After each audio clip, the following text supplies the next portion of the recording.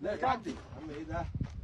انت اللي قلت يا باشا اتفضل يا زحمه. لوحة عمرها 22 ألف سنة عملت مشاكل كتير، والمداح هيحاول يحلها ويفك لغزها. اللوحة دي موجودة في بيت ست غلبانة، وجوزها رحل بسبب اللوحة دي. فيا ترى ايه سر لوحة الإنس والجن؟ وايه هي حكايتها في مسلسل المداح؟ وازاي كل ما حد يشوفها يحصل له حاجة في حياته؟ كل ده هنعرفه مع بعض في فيديو جديد من حكاوينا.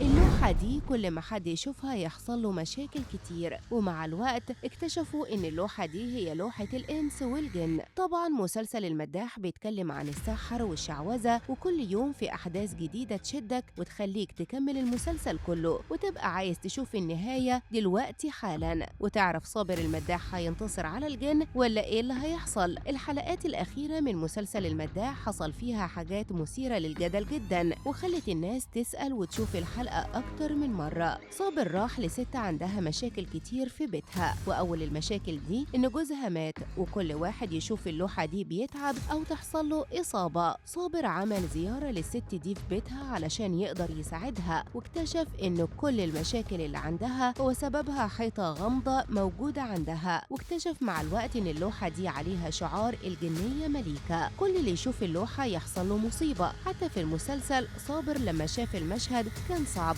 وحصل سيول من الدماء، والمشهد كان مثير جدا، والناس كلها على السوشيال ميديا كانت بتعلق عليه. اللوحة دي اسمها لوحة الإنس والجن، واكتشفوها في سوريا وبعدين نقلوها دبي، وهي موجودة هناك دلوقتي فعلا. والدراسات اللي اتعملت عليها كانت في أوروبا، وأثبتوا فعلا إنها لوحة فريدة من نوعها ومفيش زيها في العالم كله. والمفاجأة بقى إنه بيقال إنها من صنع الجن. النقش اللي موجود على اللوحة عمره 22 ألف سنة قبل الميلاد، وبيرجع لسيدنا سليمان عليه السلام، وبيقال إن الجن اللي كان معاه هو اللي عمل اللوحة دي. الحكاية بدايتها إن النبي سليمان كان بيطلب من الجن صناعة التماثيل ونحت النقوش عليها، وبعد كده بعد وفاته ب 199 سنة الجن عمل تمثال لسيدنا موسى، وبعدها لقوا اللوحة دي وباين فيها وجه المسيح الدجال مع صور تانية متداخلة. لوحة الإنس والجن فيها صور، منهم صورة لوجه إنسان باين عليه إنه قوي، وبيقال إنه سيدنا موسى، وموجود على خده أفعى، وكمان جنبه في صورة راس بقرة، وكمان بيقال إن صورة المسيح الدجال عليها عقرب. لوحة الإنس كمان عبارة عن قطعة من الحجر البازلت الأسود، وطولها 45 سنتيمتر وعرضها 30 سنتيمتر وسمكتها 10 سنتيمتر، والنقش منقوش بطريقة بتخرج جميع الجزيئات واضحة. وتوقعات الجمهور عن باقي حلقات مسلسل المداح إن الفنان حمادة هلال هينتصر على مليكة الجنية، وهيقدر يواجه الجن